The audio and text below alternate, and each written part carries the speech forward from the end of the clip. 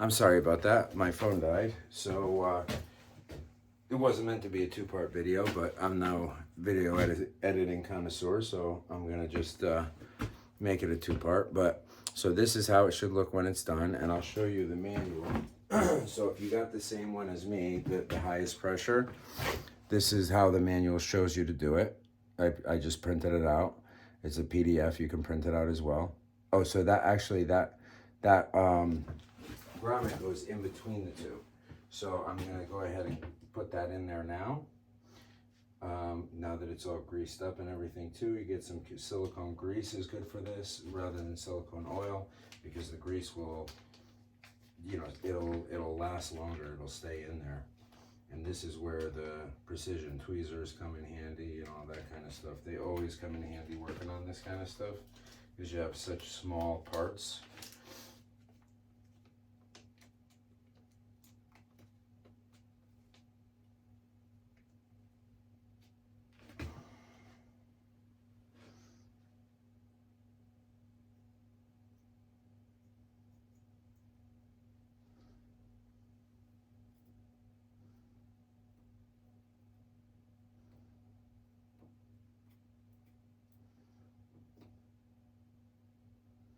And now to push it down, I'm going to take a more blunt tool like this and just push it down evenly so that will seat properly. And there we go, that's in there. Now we'll put the piston back on. And that is in the order that it's supposed to be. Okay, so we have the other piston out.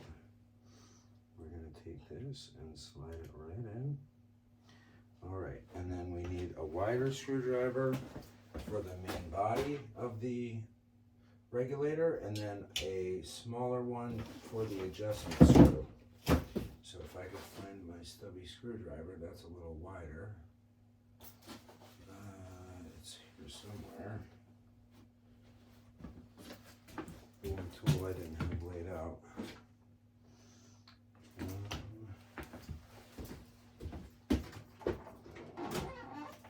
Well, I had a stubby, but I guess I'm just gonna have to use this here.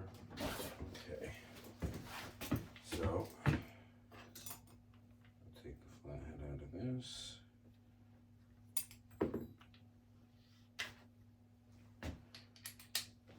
Alright. Then we're gonna tighten the body down.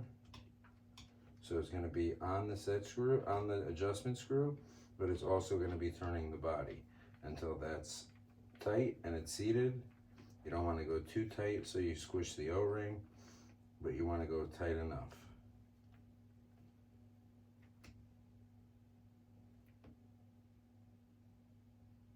Right there. All right, and then they tell you to put the adjustment screw flush. So right there, until you put everything back together and gas it back up. So the regulator's installed. So I feel like that was a little too easy, but I am going to show you. I'm going to take out the hammer and see. So, oh, by the way, a good friend Travis of mine, I actually met him because I bought the tension barrel kit.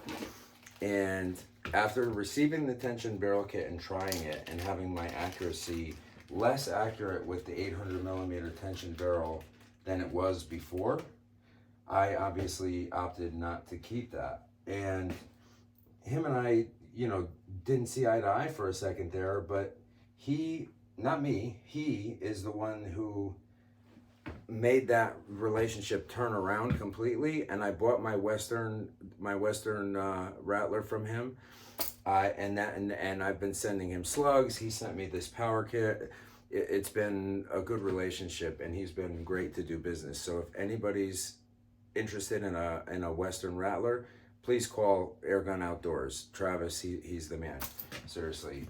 So I'm gonna open this up here, and I'm gonna show you what I did with the hammer so far, and what I'm probably going to do now.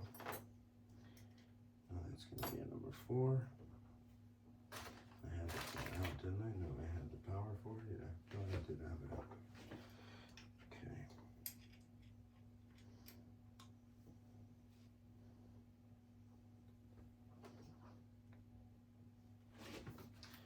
I took my vice grip needle nose and I wrapped them in, I did heat shrink, electrical heat shrink, and then I also did some leak tape on top of that so that they really don't damage anything. But this thing is really not wanting to stay still anyway.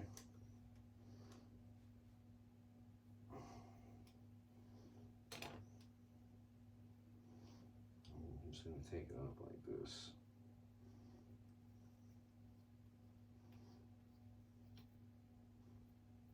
Okay, so there's your return spring and the ball that goes in the middle of it, which, oh, my ball blew up. Shows how high pressures I've had of that. So I guess it's a good thing I got a new ball. And then I'm going to compare these two. And the newer one that he just sent me actually has less tension. So I'm going to use that. But first, we're going to take, I believe that's a 10 millimeter, if I'm not mistaken. No, I am. I'll just use an adjustable. Okay. So it's probably an 11 or 12 millimeter. And then I'm going to turn this.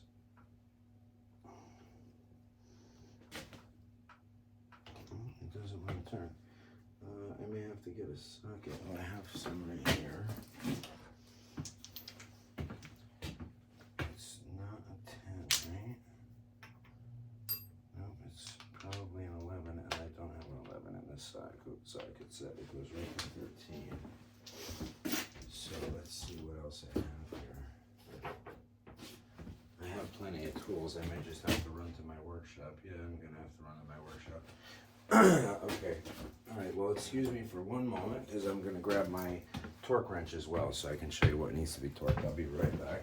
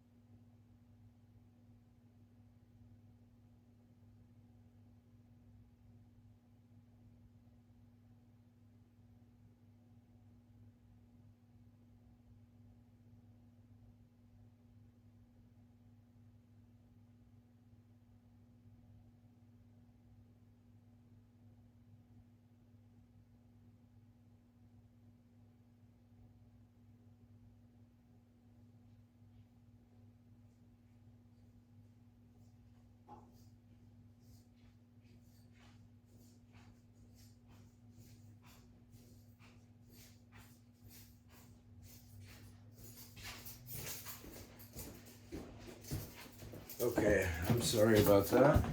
So I've got my torque wrench, I've got my sockets, my ratchet, and then a couple open ends in case I want to use those, which, yes, it's an 11 millimeter.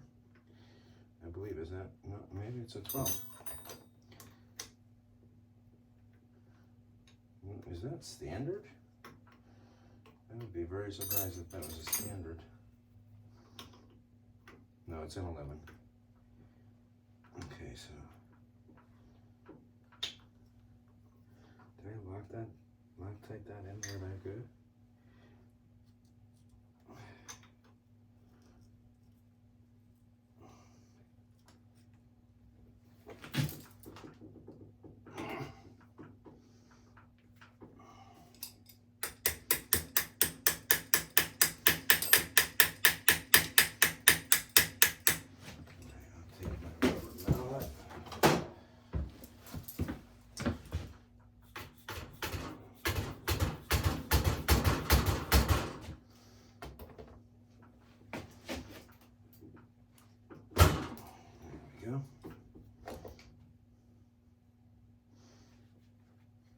Yep, I Loctite that in there. I use some really serious Loctite. It's red Loctite 277. So it's some pretty heavy duty stuff. All right, and then in here, this is our push rod, and so my hammer.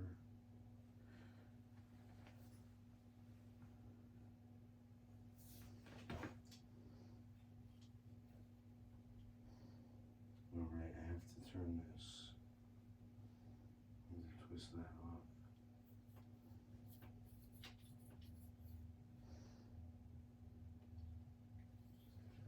Trying to remember, I took that off, but what was that for? What did I take that off for?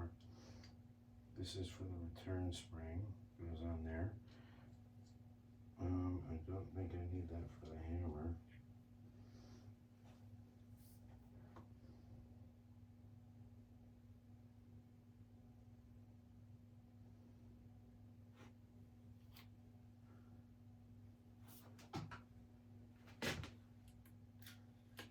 Alright, I'm gonna have to take this top piece off this way. Okay, so let's get some more 2.5s out.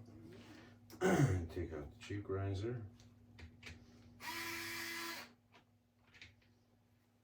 This is the 2. So see, like I said, I'm giving it to you raw and uncut. This is the first time I've ever done this. And, well, this particular part. And I wanted to share it with you guys as if it was the first time that you had done it, so that you can see, you know, there's not everything goes perfectly the first time you do it, but you figure it out. All right, so then I'm going to take this top plate off.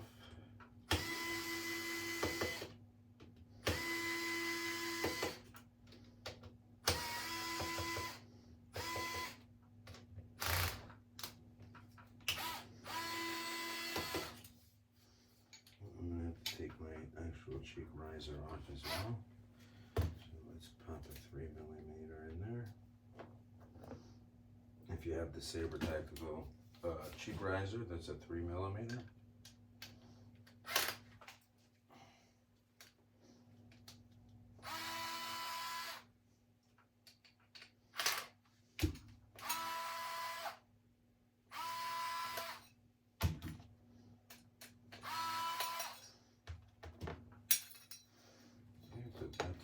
Too. Go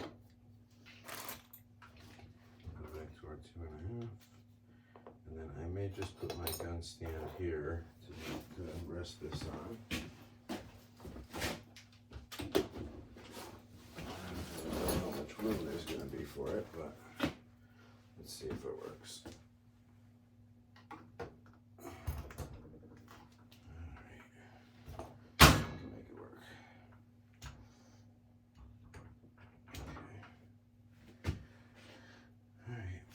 There's the 2.5. Let's finish these.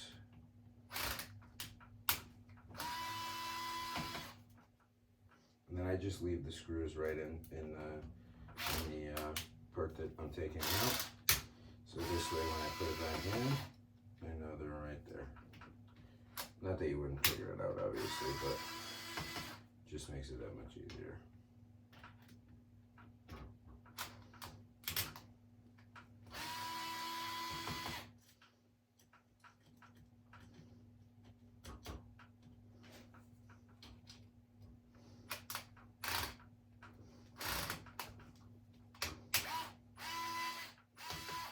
So I could turn the torque up on this so it will loosen this.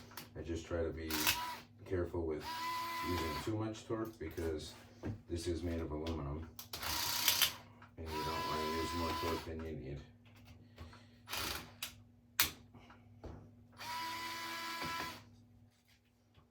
Okay.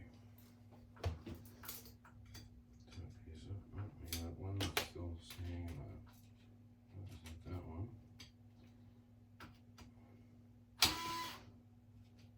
That was it. Okay. One more on the front too, really? What the heck? We got one hanging on right there.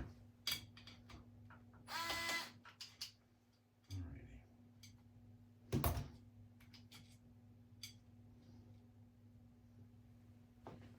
that's just your clamp. That's the part that you use to tension the barrel. You'll see that in the next video. All right. Now we have much more clear access to everything. All right. And then this is where the pin probe is. So I have the pin probe in here for the power kit, the slug power kit. I got my slug power kit from Huma, so I didn't have the extra sleeve that makes it for a 25 caliber also. That didn't come with mine. So I got, my good buddy got it for me, gave it to me, like I explained, from Airgun Outdoors. He's awesome. So I do need to unscrew that, and that is why, because the hammer is right in there. And then I have the couple washers that come with it that give they give that just a little bit more tension. All right, so I'm going to use 2 needle nose vice grips. That's going to go tighter. Okay, hold that.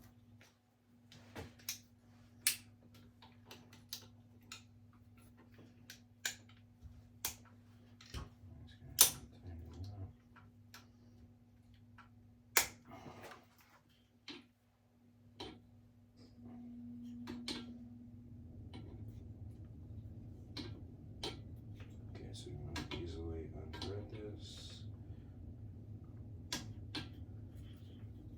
It may be easy enough now to do by hand.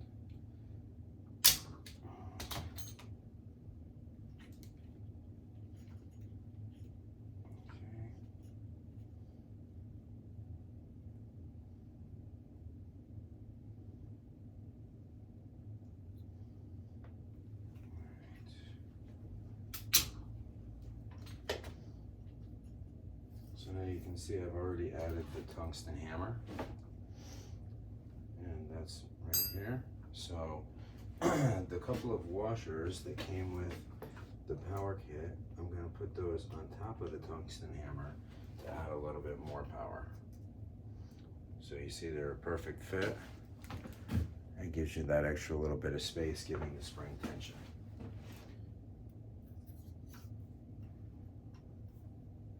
So that, and then I'm going to put this sleeve back on.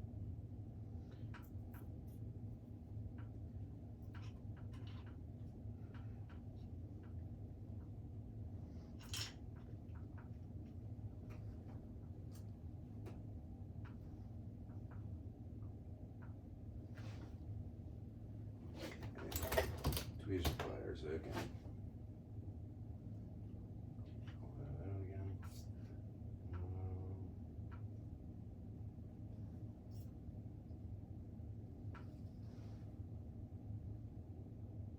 Just want to check everything and clean it while you're in here, because you know, it gets dirty with heavy use, and I use mine very heavily.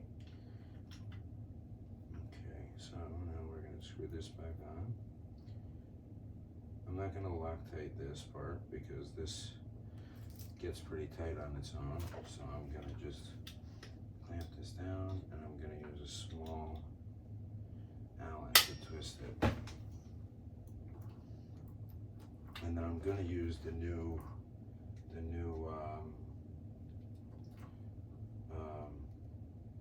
return spring that came with the slug power kit that Travis from Airgun Outdoors sent me, because he's just really an awesome dude. I did make a bunch of slugs for him, but I didn't do that so he could do something for me. I did it because he had already done something for me, and you know, people like that are hard to come by. Decent people are hard to come by these days. But in this industry, it doesn't seem that way. The good people are actually fairly easy to come by in the airgun industry, which is really refreshing, because I have a passion for airguns, and to see that in something that I have a passion for myself is very refreshing. Okay, so that's going to go down in there with that. And then we're going to take, ready to go. There we go. We're going to use this with our 11mm, and as you can see, that spring is much tighter already. those extra couple of washers. Once I catch a thread, then I'll drop a little Loctite on it, just a little, because I use really strong Loctite, as you saw earlier when I was trying to get it off.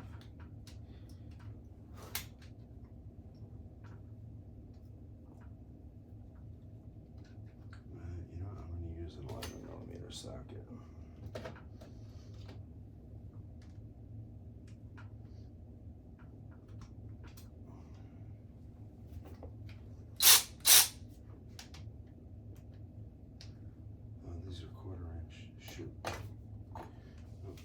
Get it started anyway. There we go. I brought my 3/8 wrench, and I thought I brought my 3/8 sockets because my torque wrench is 3/8.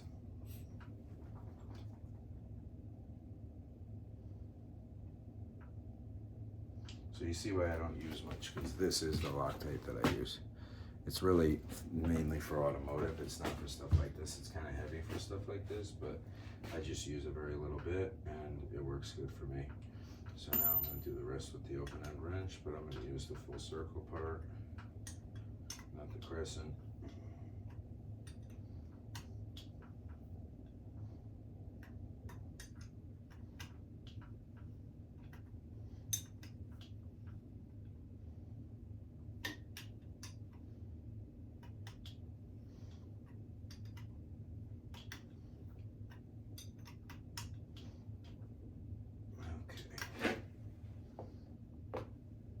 So the old regulator and adjustment screw, I'm definitely going to save.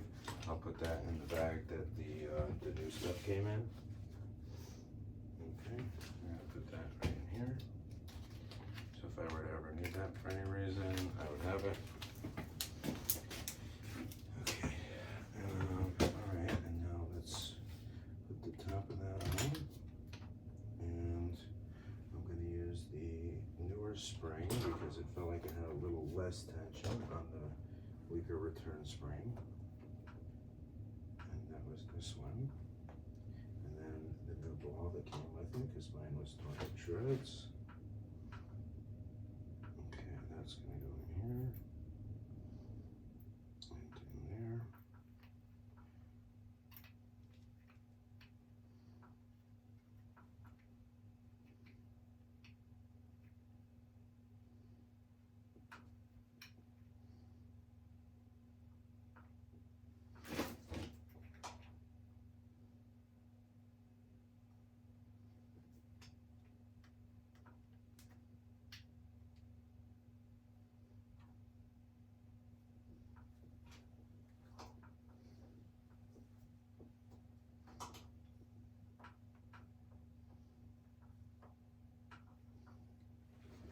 Hopefully once I get that down a little further, it'll be a little easier because that's an adjustment, so we want that to be fairly easy.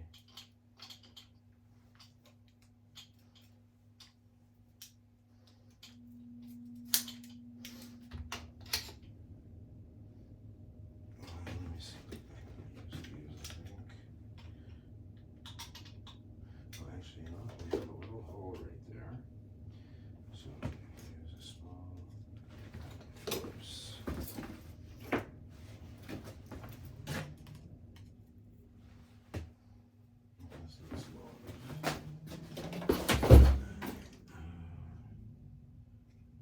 This teeny little flathead will work.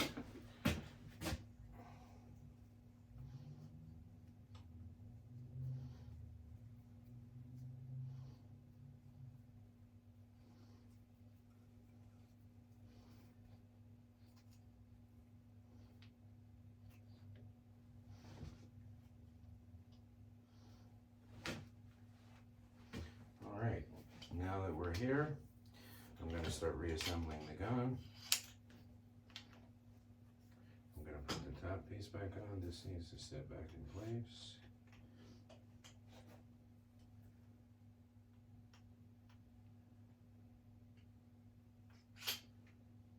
It's causing you not to sit in place.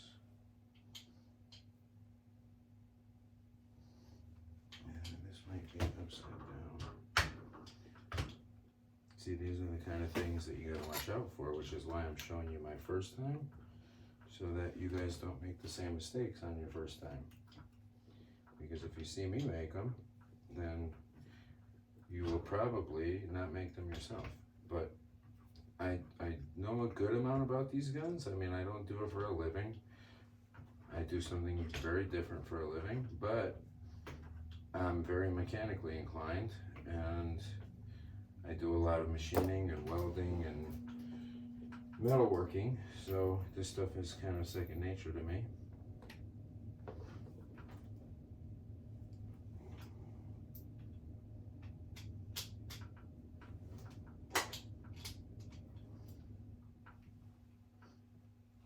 Okay, so unfortunately, I'm just gonna have to open this back up just to double check I got everything right.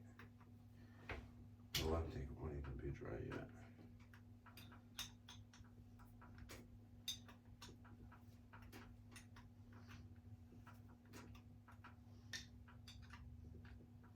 I actually think I have a 1/4 inch driver for that torque gun. That would be here somewhere.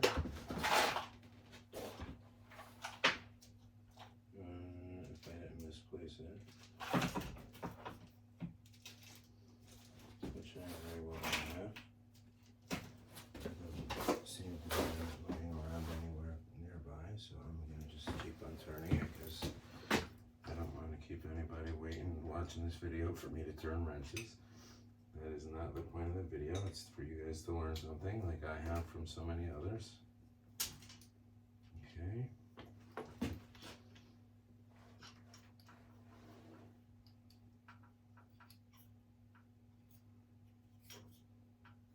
Aha, I have this in backwards. I don't know how I've made that mistake. I have done this part again. I mean, before.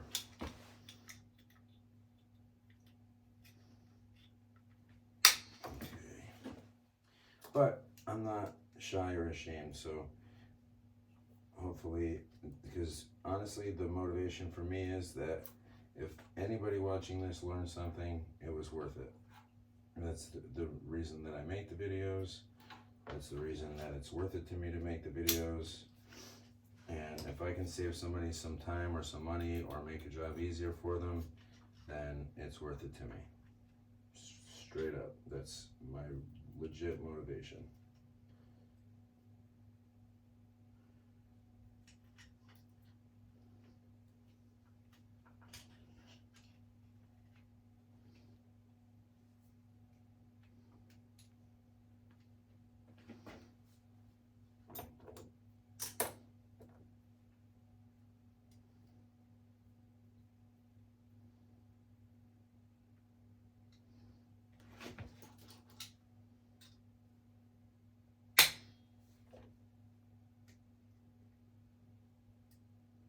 So even though I'm not Loctiting this, you do want to make sure that this part is pretty tight.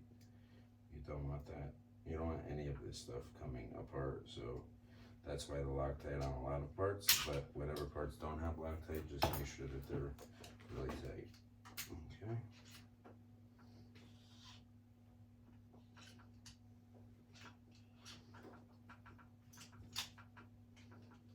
There we go. It's going to get right there. Well, that's going to have some real tension now. I'm going to have to turn this down, turn the spring down a lot.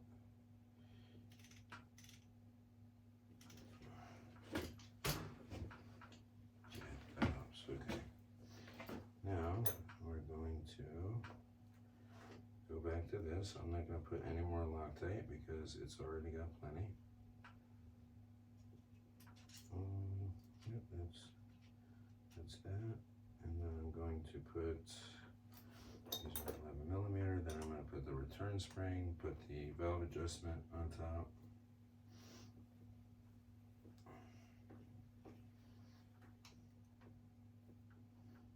Okay. Return spring and the ball. The rubber ball goes in the spring, and then the spring goes in this. And we're going to put that on. Make sure it's not cross-threaded.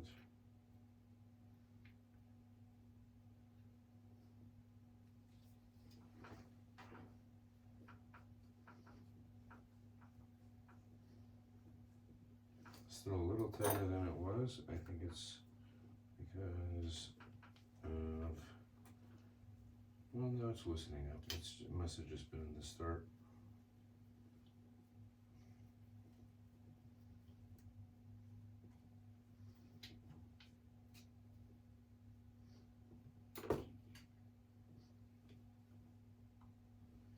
Okay, so I am going to put the top back on.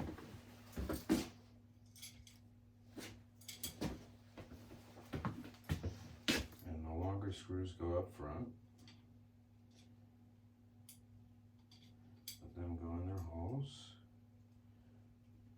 And then we need this clamp right there. That's what those two are for.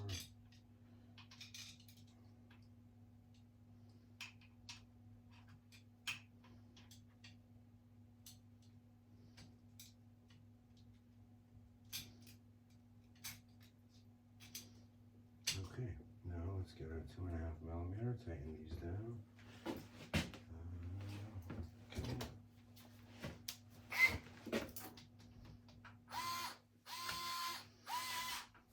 And back to the scope for a minute.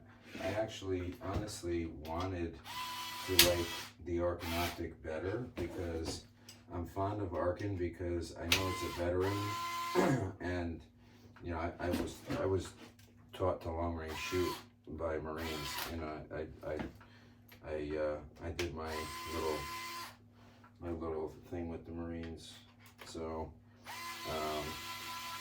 I wanted a veteran to be the guy for the best scopes, and they are fantastic scopes. There's no question about that. That's why they're getting so much attention, but they're just not like the best scopes. Unfortunately, I want them to be. I wanted it to be my favorite. I fought for it to be my favorite, but when I put it on and then like I'm looking for my Vortex, I can't deny that. I don't think I'd be doing the man a service if I was lying, but you know, I know he's doing very well because they're very popular and they're selling very well. And I've contributed to that by buying mine and my scope rings and my scope caps, and you know, any cause like that, I definitely want to put money into.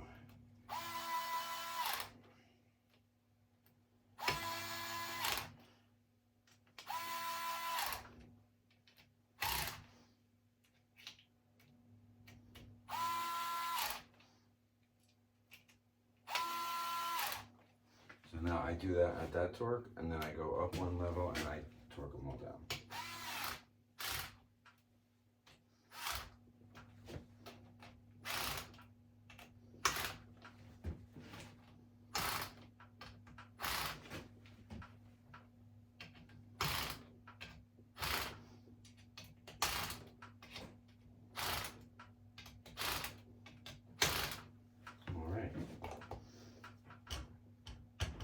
That's that.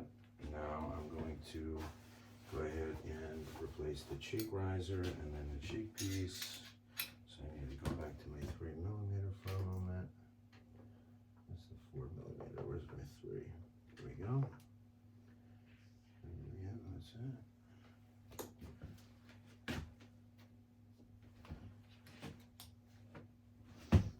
Here's my 2 screws.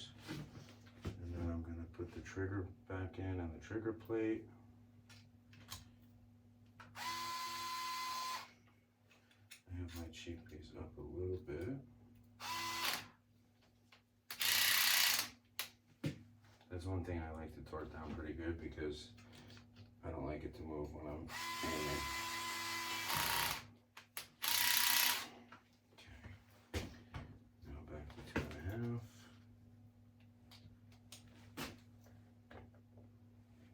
Piece.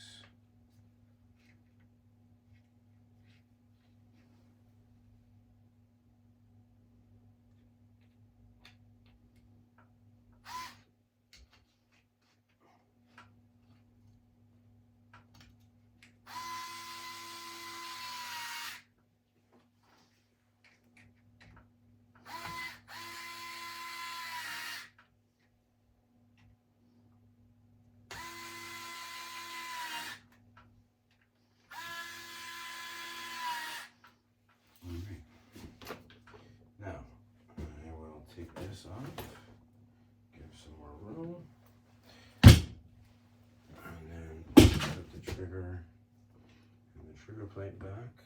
So the trigger has a spring right here. You see, I don't know, can you see the spring? All right, and then there's a seat for the spring right up inside here. There's a little hole right there. That's a seat for the spring. You put the spring in that seat, and then you gently push this up until the holes align for the pin, and then you put the pin in. Tweezer pliers are coming in handy again. Where are they? There we go.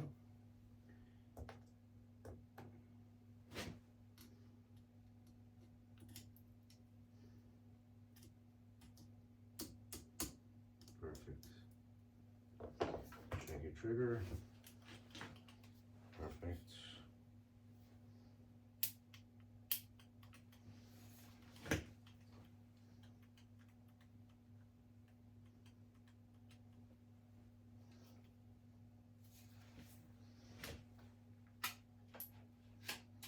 Oh yeah, that is some serious.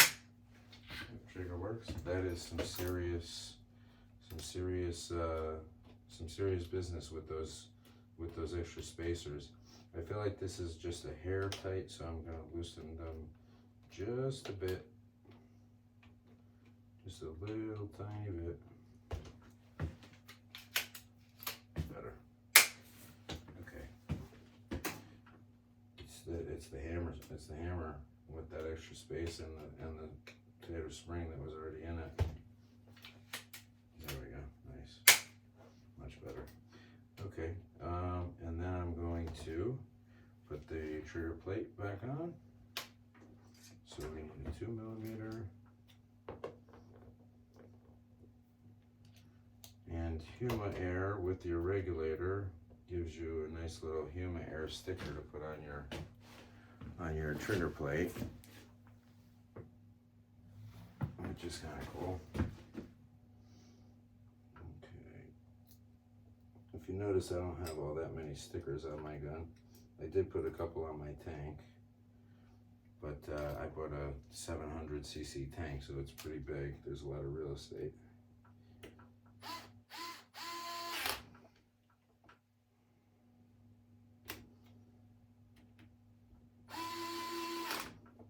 So when I show you the tension barrel, I'll also show you when I install the, I'm going to install the angled manometer bracket and the manometer. And I'm going to have the parts that I need to complete adding all these 2-hole transfer ports from Huma Air, and they are tremendous. They're so much bigger. And then the carbon fiber sleeve in the barrel, I have both of mine epoxied. I'm going to show you that on my 30 caliber because obviously I haven't done that yet. That's what this is waiting for. So when that comes in, I'm going to do that video on all of that. I'll show you how I made my gun as accurate as it is, because you look right here, and this is 5 shots in 25 caliber, and that looks like 1 357 Hall. So if you want to get your gun that accurate, I'll show you how to do it, because you don't have to spend a whole mess of money. I mean, I spent more than I had to get things like that, because I'm just that way. I like to modify things heavily, like my car, my trucks, my everything. So that's just something I do. It's a hobby. All right, so let me put the bottom rail back on.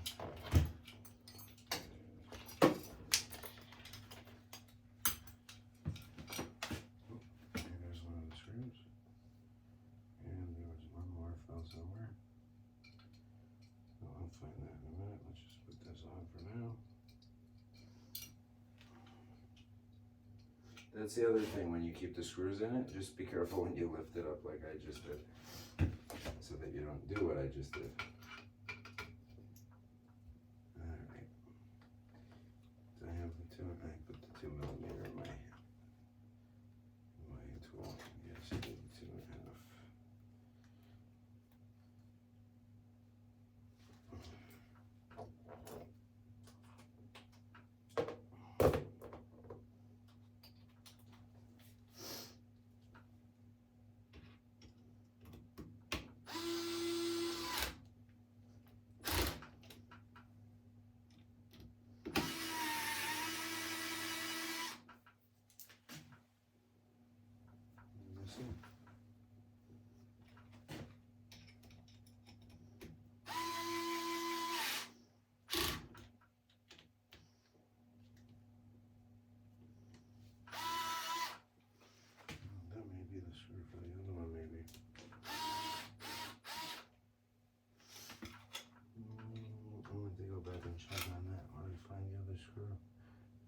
That's long enough. I might have gotten those mixed up.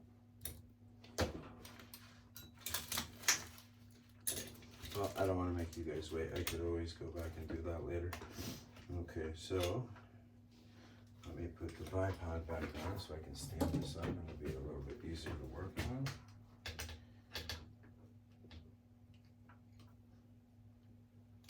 Okay. All right, now I'm going to put in my barrel, which is the same thing here. This is tension, the way that I tension it, that I'm going to teach you how to tension it.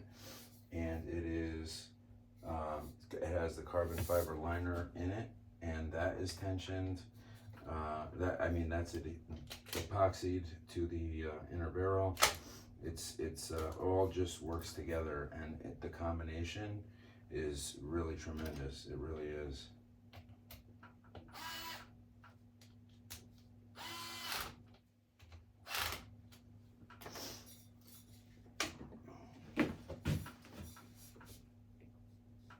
I can't wait to get those bigger dual transfer ports installed.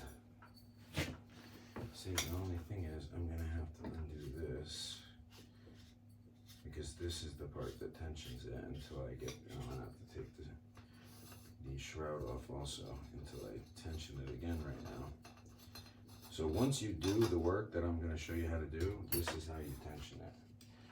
You first put the barrel in. I'll show you this part. First put the barrel in, make sure your opening is lined up. Let's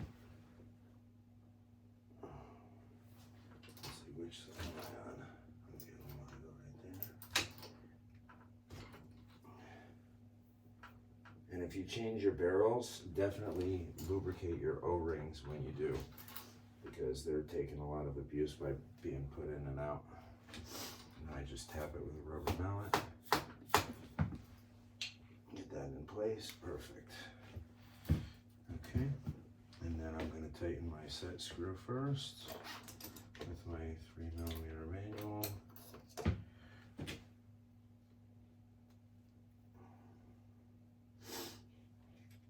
that a little torque.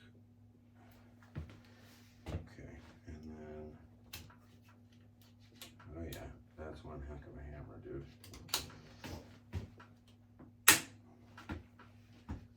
One heck of a hammer.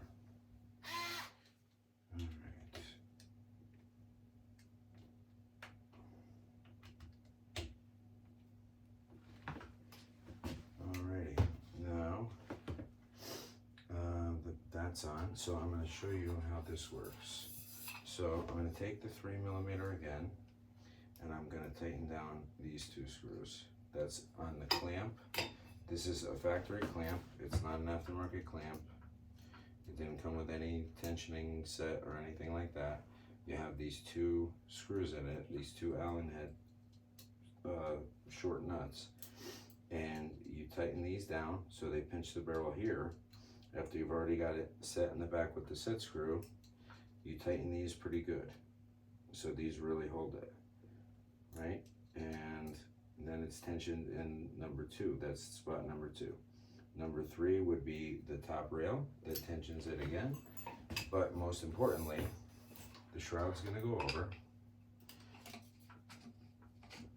So you're using your own original shroud to tension the barrel. So now this is going to not only thread on the inside to the end of the barrel, but it's going to thread right here to the inside of the shroud. And then that's gonna push it up against that clamp, because as I will show you, I made it be able to be twisted down further so that it can tighten all this stuff together.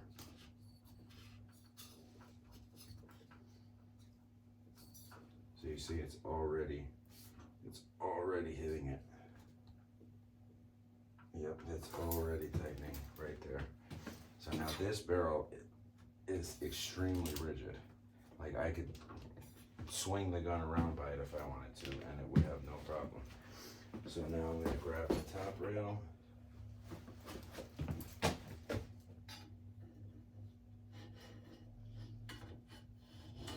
holes up. Okay, 4mm.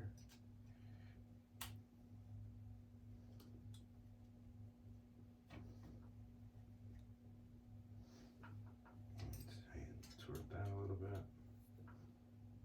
Okay. The other two are 2.5s.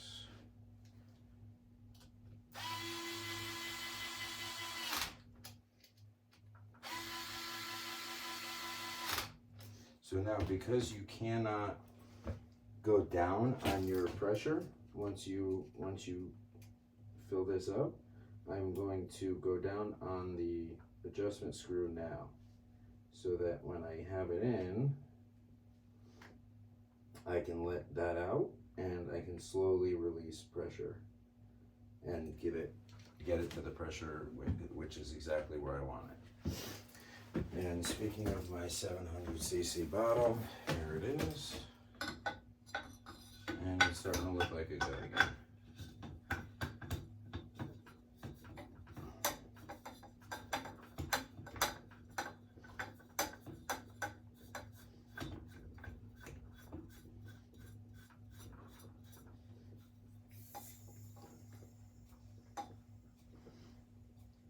Filled right up.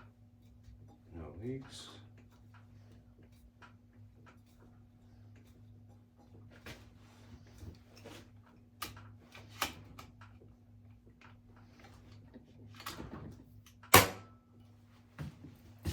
Something's not right there. What did I do there?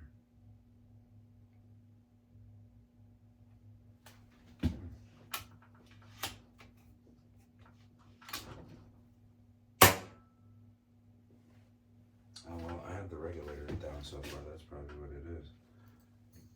Okay, so let's put my scope back on. And this is a very affordable scope. This is a Vortec Viper, which I have a feeling they made to compete with Arkin Optics. This is my Arkin UP5. This is definitely my second favorite scope, and I really want it to be my first favorite scope, but this Vortec just is, I can't make it not my favorite scope. But I wish I could, because I would, just to support a veteran. But this just has a clearer glass, and it has clearer glass. It has a better. The reticle is very similar, but this is so much more visible when you're using it. So it's just much more functional. And I highly recommend the PRS monopod buttstock. I like it a lot. And this rests on your shoulders when you're outside using it. If you're outside shooting, hunting, that's a very easy way to prop it against your shoulder, and then you have the strap on at the same time, so you have a lot of support. Okay, so I'm gonna adjust the regulator, and let's see what the pressure's at. Okay, we have 200 coming in, and this is where I need the angled manometer bracket. Oh yeah, we're at like 3 bar. So we're gonna open that up.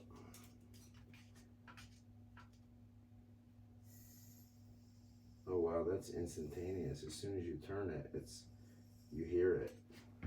It's very instantaneous.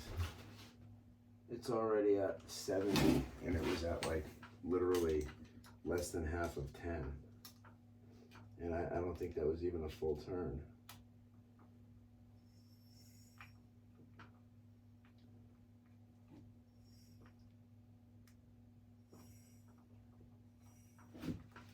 Okay, that was probably a full turn, and I'm at 150, 140.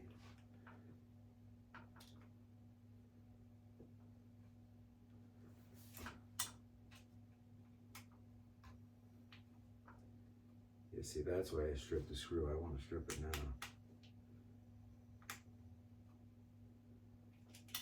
Okay. 170.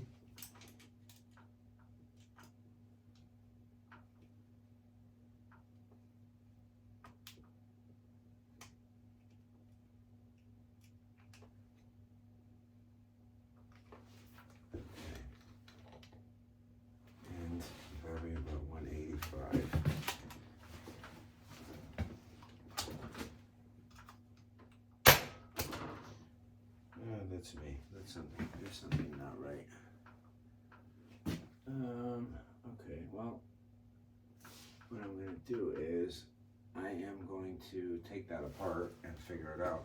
I must have put something back together wrong. I'm not exactly sure what, but I'm not, you know, I'm not too big of a man to admit when I make a mistake. So I'll figure it out, fix it, and then I will make another short video of shooting, but it will be immediately after I finish this. I'm gonna finish this, make a video of me shooting the first time I shoot it. I'm not skipping anything, and I'm gonna set up a real chronograph. I love the FX chronograph, but I don't think it's as accurate as the Pro chronograph. So I'm gonna set it up with that, and I'm gonna let you guys see all that, okay? I hope you guys enjoyed, and I will make another video so you can see the full tension barrel installation and the part that I actually do myself to make it a full tension barrel so that you guys can learn how to do it and hopefully be able to do it yourselves, save some money, and I'll let you know what happened here so you can learn from my mistakes again. Thank you.